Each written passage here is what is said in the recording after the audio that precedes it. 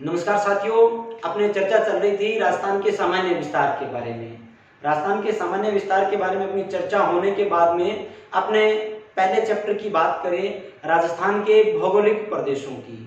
देखिए साथियों, राजस्थान के भौगोलिक प्रदेशों की जब हम चर्चा कर रहे हैं तो हमें पता होना चाहिए कि राजस्थान जो है वो कौन कौन से भौगोलिक प्रदेशों में विभाजित है। सबसे पहले हम बात करें साहित्यिक शब्दावली के आधार पर। साहित्यिक शब्दावली के आधार पर जब हम राजस्थान के भौगोलिक प्रदेशों की चर्चा करें तो यहाँ पर राजस्थान को 3 भागों में विभाजित किया गया था। देखें, साहित्यिक शब्दावली के आधार पर अपनी चर्चा जब चले 1 नंबर पे,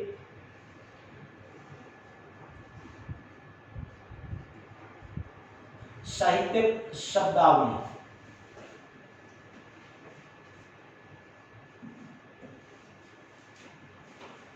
साहित्यिक शब्दावली की जब चर्चा करें तो राजस्थान को यहाँ पर 3 भागों में डिवाइड किया गया है। राजस्थान को 3 भागों में विभाजित किया गया है। ये 3 भाग है कौन कौन से?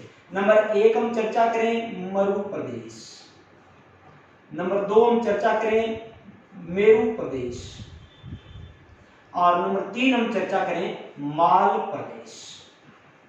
मरु, मेरु और माल प्रदेश। देखें, राजस्थान के साहित्यिक शब्दावली के आधार पर जब हम चर्चा कर रहे हैं तो यहाँ पर राजस्थान को 3 भागों में विभाजित किया गया है। एक अपना आ जाता है मरु प्रदेश, नंबर 2 अपना मेरु प्रदेश, और नंबर 3 आ जाता है माल प्रदेश।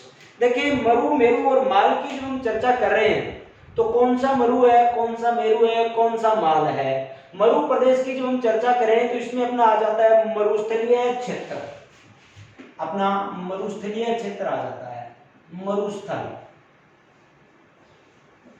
ठीक है। दूसरी मेरु शब्द की चर्चा करें तो यहां पर अपना आ जाता है पर्वतीय प्रदेश, राजस्थान का पर्वतीय प्रदेश। जैसे अरावली की चर्चा हम करें। और तीसरी माल प्रदेश की जब हम चर्चा करें तो माल प्रदेश के आधार पर जब हम देखें तो माल प्रदेश के आधार पर अपना आ जाता है पठारी प्रदेश और इसके आसपास का क्षेत्र।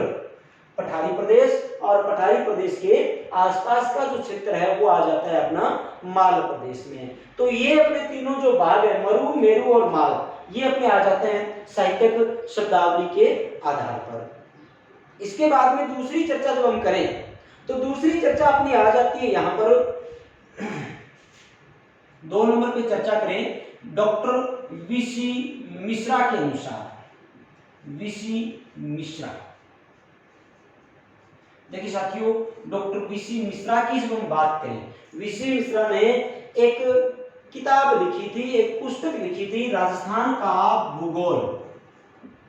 राजस्थान का भूगोल नामक एक किताब लिखी थी। और इस किताब का प्रकाशन जो था ना, इस किताब का प्रकाशन, ये प्रकाशन जो था, ये प्रकाशन किया था नेशनल बुक ट्रस्ट ने। National book trust, national book trust के द्वारा इस किताब का प्रकाशन हुआ था 1968 में। 1968 में इस किताब का पब्लिकेशन यानी प्रकाशन हुआ था नेशनल बुक ट्रस्ट के द्वारा। और इस किताब की विशेषताएं क्या थी? देखें, इस किताब में ये वीसी मिश्रा ने राजस्थान का भूगोल किताब जो लिखी है, इस किताब में इन्होंने राजस्थान को 7 भौगोलिक प्रदेशों में विभाजित किया था। और 7 भौगोलिक प्रदेशों के बारे में जब हम देखें, सबसे पहला भाग इन्होंने दिया था शुष्क जलवायु प्रदेश, शुष्क जलवायु। दूसरा भाग इन्होंने यहां पर दिया था अर्ध शुष्क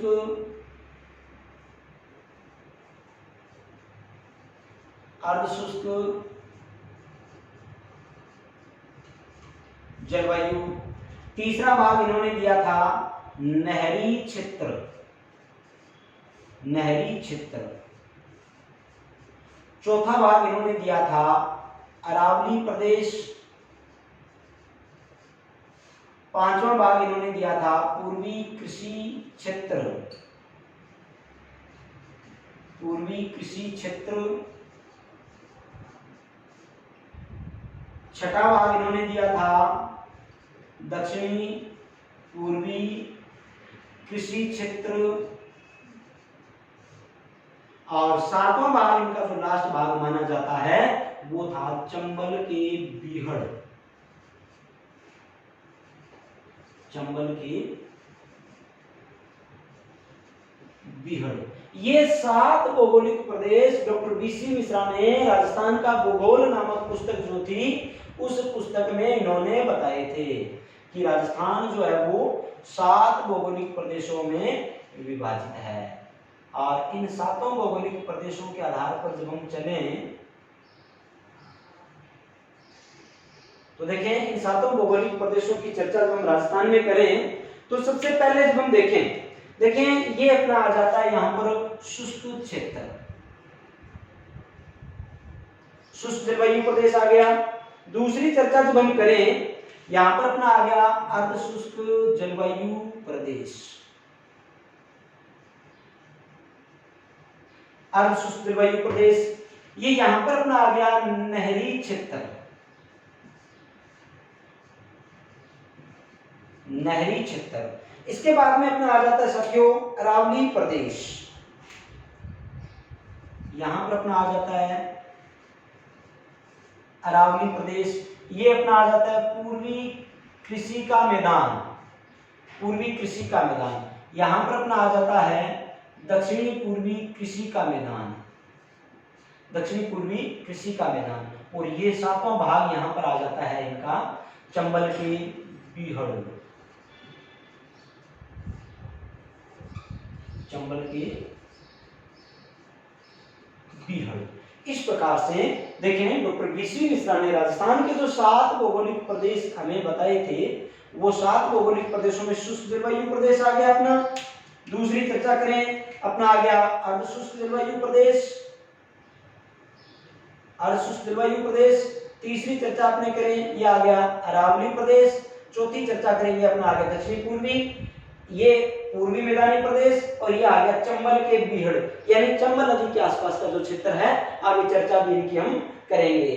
तो चंबल के बीहड़। इस प्रकार जब हम चर्चा कर रहे हैं डॉक्टर बीसी मिश्रा ने राजस्थान को 7 भौगोलिक प्रदेशों में विभाजित किया था। डॉक्टर बीसी मिश्रा ने राजस्थान के भूगोल से संबंधित जो किताब लिखी है राजस्थान का भूगोल, इसका पब्लिकेशन, इसका प्रकाशन जो किया था नेशनल बुक ट्रस्ट ने 1968 में 1968 में इसका प्रकाशन हुआ था साथियों। अब इसके बाद में बात करें हम डॉक्टर बीसी मिश्रा के बाद में 1968 की ही बात करें, 1968 की ही बात करें। 1968 में देखें 1968 में डॉक्टर ए.के.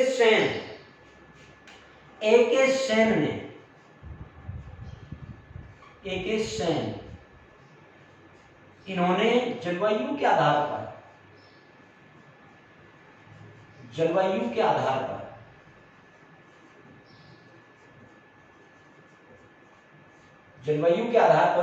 राजस्थान का भौतिक प्रदेशों का विभाजन किया था। राजस्थान के जो भौतिक प्रदेश है इनका विभाजन इन्होंने 1968 में कर दिया था। इनके बाद में 4 नंबर पे जब मैं बात करूं तो 4 नंबर पे बात आ जाती है 1971 की। और 1971 में डॉक्टर रामलोचन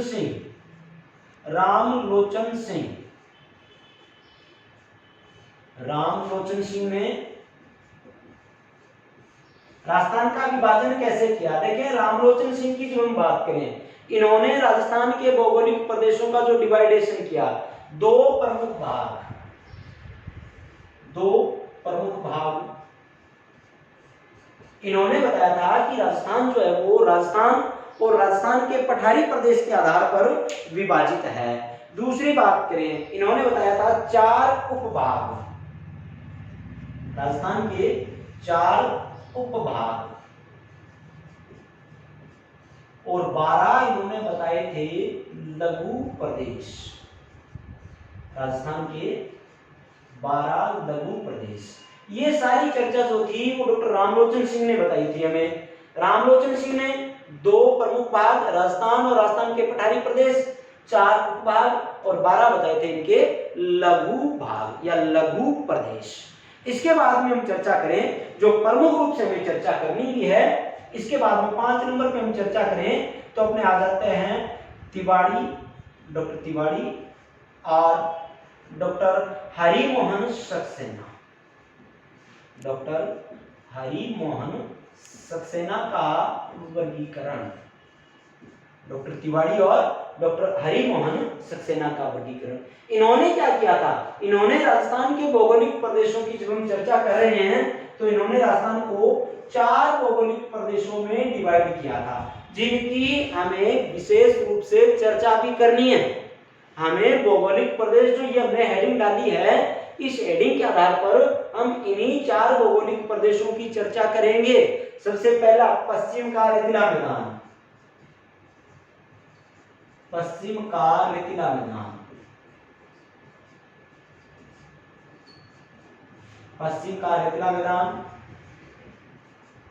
दूसरा अरावली, तीसरा पूर्व का मैदान और चौथा अपने आएगा दक्षिणी पूर्वी पठार। देखिए साथियों, डॉक्टर हरिमोहन सक्सेना और डॉक्टर तिवाड़ी ने हमें बताया था कि राजस्थान जो है वो 4 भौगोलिक प्रदेशों में है। पश्चिम का रेतीला मैदान, जिसको हम मरुस्थलीय प्रदेश कहते हैं, जो राजस्थान के 12 जिलों में फैला हुआ है। क्षेत्रफल की दृष्टि से राजस्थान का सबसे बड़ा भौगोलिक प्रदेश है। दूसरी बात, अरावली की करें, विश्व की प्राचीनतम श्रृंखला मानी जाती है अरावली। तीसरी बात करें, पूर्व का मैदानी प्रदेश राजस्थान का सबसे ज्यादा उपजाऊ भौगोलिक प्रदेश माना जाता है। और चौथी बात करें दक्षिणी पूर्वी पठारी प्रदेश की। तो ये 4 भौगोलिक प्रदेश जो थे वो डॉक्टर हरिमोहन सक्सेना और डॉक्टर तिवाड़ी ने अपने वर्गीकरण में बताए थे। साथियों देखिए, ये जो अपने भौगोलिक प्रदेशों के प्रकार देखे हैं, इन भौगोलिक प्रदेशों का निर्माण कैसे हुआ, इनके निर्माण की क्या प्रक्रिया रही होगी, इनका निर्माण कैसे हुआ होगा, इस बात की चर्चा जब हम करें। देखिए, वीसी मिश्रा ने 7 प्रदेश बता दिए, रामलोचन सिंह ने भी अपने विभाग बता दिए, डॉक्टर हरिमोहन सक्सेना और तिवाड़ी ने भी अपना वर्गीकरण बता दिया।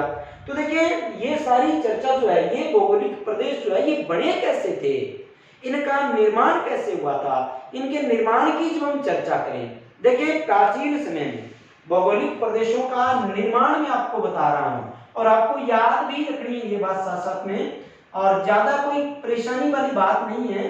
भौगोलिक प्रदेशों का निर्माण, भौगोलिक प्रदेशों का निर्माण,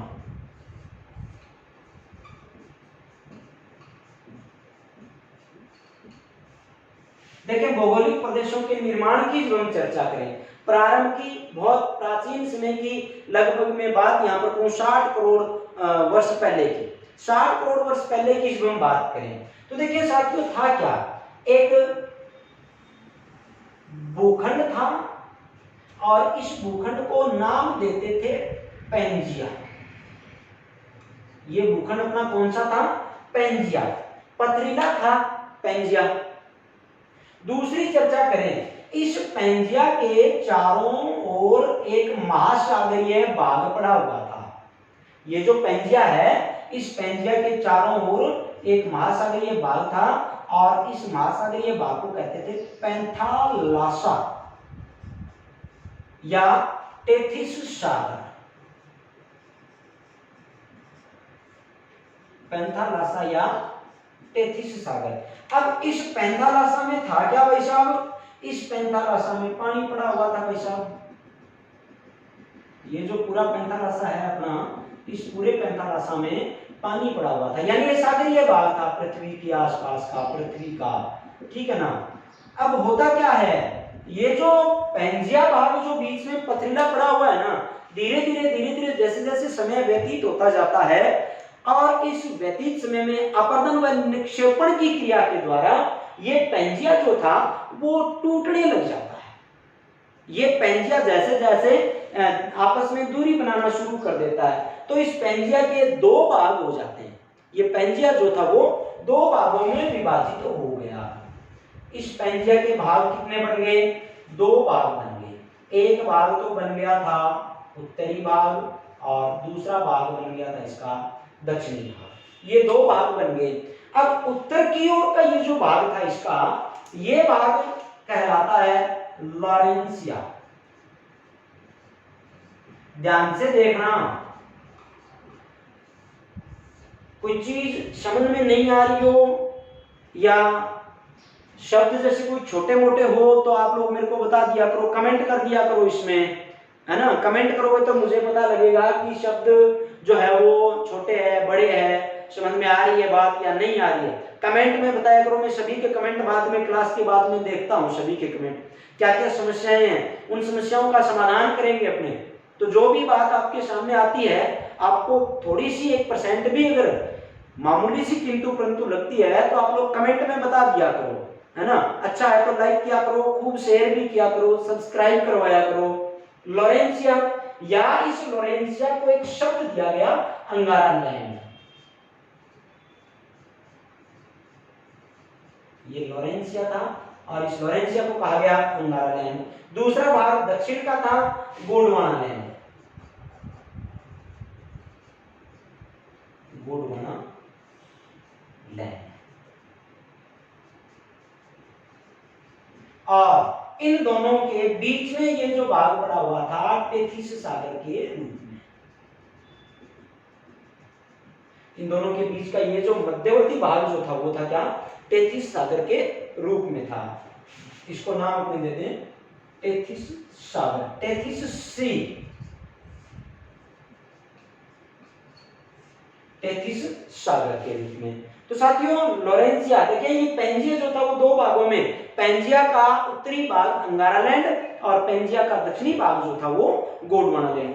धीरे धीरे क्या होता है, काफी समय व्यतीत होता गया, इन दोनों के बीच में, अंगारा लैंड और गोंडवाना लैंड के बीच में एक आकर्षण बल प्रभावी हुआ। और जैसे जैसे ये अट्रैक्शन फोर्स, ये आकर्षण बल जैसे जैसे लगता गया, होता क्या, दोनों में टकराहट होती है, टकराहट के बाद में दोनों टुकड़ों के रूप में विभाजित हो जाते हैं। और कौन से भूभाग के टुकड़े अपने वर्तमान के महाद्वीपीय भागों की जब हम बात करें, महाद्वीपीय प्रदेशों की जब हम बात करें, तो कौन से भाग के टुकड़े जो थे वो ज्यादा कहां पर गए थे। देखिए साथियों इस बात की चर्चा जब हम करें, लॉरेंसिया या अंगारा लैंड जो था ना, इसके टुकड़े जो थे वो कहां कहां पर गए। देखिए उत्तरी अमेरिका, उत्तरी अमेरिका, यूरोप, यूरोप और उत्तरी एशिया, इन स्थानों पर लॉरेंसिया या अंगारा लैंड के टुकड़े चले गए। बाद में बात करें गोंडवाना लैंड की, तो देखें गोंडवाना लैंड दक्षिणी अमेरिका, दक्षिणी अमेरिका। दूसरी बात करें अफ्रीका महाद्वीप, ऑस्ट्रेलिया,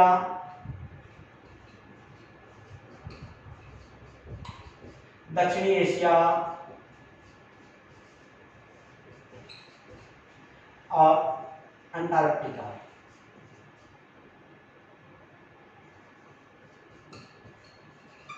अंटार्कटिका इन भागों में देखें लॉरेंसिया या अंगारा लैंड जो इसके तो उत्तरी अमेरिका, यूरोप, उत्तरी एशिया भागों में चले गए। गोंडवाना लैंड की बात करें, पथरीले हैं, ये भी पथरीला है चट्टानी है, ये भी पथरीला है चट्टानी है। दक्षिणी अमेरिका, अफ्रीका, ऑस्ट्रेलिया, दक्षिण एशिया और अंटार्कटिका में इनके टुकड़े गए थे। तो देखिए अपने भारतवर्ष की बात करें, अपने राजस्थान की बात करें, देखें भारत में अंगारा लैंड का कोई भी पथरीला क्षेत्र नहीं आया था। भारत में पथरीला क्षेत्र जो है वो सारा का सारा किसका अवशेष है, गोंडवाना लैंड का अवशेष है। देखिए राजस्थान के जो हम इन चारों भौगोलिक प्रदेशों की चर्चा कर रहे हैं, तो इन चारों भौगोलिक प्रदेशों में देखें दो भौगोलिक प्रदेश तो अपने ऐसे हैं जो यहाँ पर पर्वत है पठार के रूप में पड़े, एक तो अरावली प्रदेश और एक दूसरा अपना है दक्षिणी पूर्वी पठारी प्रदेश। तो साथियों अरावली प्रदेश और दक्षिणी पूर्वी पठारी प्रदेश, इन दोनों का निर्माण जो है, इन दोनों के बनने का क्रम जो है वो गोंडवाना लैंड से है।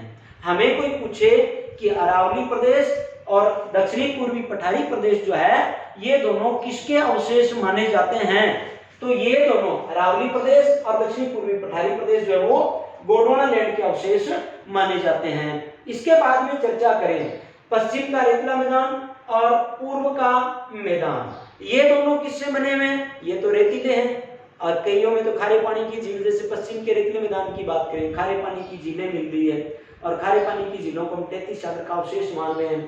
तो पश्चिम का रेतीला मैदान और पूर्व का मैदानी प्रदेश, ये दोनों है 33 सागर के अवशेष, इसके अवशेष है। ये जो अपना 33 सागर पड़ा हुआ है इसके अवशेष। तो राजस्थान के 4 जो भौगोलिक प्रदेश है, ये 4 जो भौगोलिक प्रदेश हरिमोहन जी सक्सेना और तिवारी जी के अनुसार जो हमने देखे हैं, ये 4 भौगोलिक प्रदेश जो आपके देखें, 2 भौगोलिक प्रदेश, पश्चिम का रेतीला मैदान आपका 33 सागर का अवशेष है, यानी इसका निर्माण 33 सागर से हुआ है। और दूसरी चर्चा हम करें पूर्व के मैदान की, तो इसका निर्माण भी 33 सागर से हुआ है। दूसरी बात करें अरावली प्रदेश और दक्षिणी पूर्वी पठारी प्रदेश की, इन दोनों का निर्माण हमने देख लिया कि भारत में कोई भी चट्टान जो है वो अंगारा लैंड का अवशेष नहीं है, इसलिए भारत में जो चट्टानें हैं, भारत में जो पथरीला प्रदेश है, वो किसका अवशेष मिलेगा? हमें गोंडवाना लैंड का अवशेष मिलेगा। तो बात आपके समझ में आ गई होगी। एक बार आप लोग और देखेंगे, देखें साहित्यिक शब्दावली के आधार पर, साहित्यिक शब्दावली के आधार पर राजस्थान को मरु, मेरु और माल 3 भागों में विभाजित किया गया है। मरु मरुस्थल है, मेरु पर्वतीय है और माल जो आपका पठारी प्रदेश है। वीसी मिश्रा ने राजस्थान का भूगोल नामक किताब लिखी थी और इस किताब में इन्होंने देखिए राजस्थान के 7 भौगोलिक प्रदेशों का वर्गीकरण यहाँ पर किया था, यानी राजस्थान की जो है वो 7 भौगोलिक प्रदेशों में विभाजित है। इस किताब का प्रकाशन किया था नेशनल बुक ट्रस्ट ने 1968 में। ये 7 भौगोलिक प्रदेश अपने यहाँ पर देखे हैं। इसके बाद में A.K. सेन 1968 में जलवायु के आधार पर राजस्थान के भौगोलिक प्रदेशों का वर्गीकरण किया। रामलोचन सिंह ने भी 1971 में राजस्थान के भौगोलिक प्रदेशों के बारे में बताया। 2 बड़े भाग, 4 भाग और 12 लघु प्रदेश थे। तिवारी और सक्सेना ने राजस्थान को 4 भौगोलिक प्रदेशों में विभाजित किया और इन 4 भौगोलिक प्रदेशों का एक एक करके अपने वर्गीकरण करते जाएंगे। इन 4 भौगोलिक प्रदेशों का निर्माण कैसे हुआ, इनके निर्माण की प्रक्रिया जो थी वो कैसी थी। पेंजिया पैंथालासा, पेंजिया 2 भागों में अंगारा लैंड और गोंडवाना लैंड, या लोरेंशिया और गोंडवाना लैंड में टूट गया और ये गोंडवाना लैंड और 33 सागर जो राजस्थान के भौगोलिक प्रदेशों का निर्माण करते हैं। चर्चा का विषय आगे भी जारी रहेगा। आप लोग चैनल को सब्सक्राइब करते रहें, लाइक करते रहें, कमेंट करके कोई समस्या हो तो बताते रहें। आज के लिए धन्यवाद।